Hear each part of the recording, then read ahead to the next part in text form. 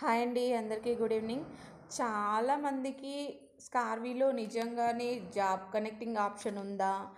Only joining మీదనే amount వస్తుందా అని చెప్పేసి డౌట్స్ ఉన్నవి కదా. మీ అందరి డౌట్స్ క్లియర్ చేయడం కోసమే ఇప్పుడు ఈ వీడియో అనేది మీకు షేర్ చేస్తున్నానండి.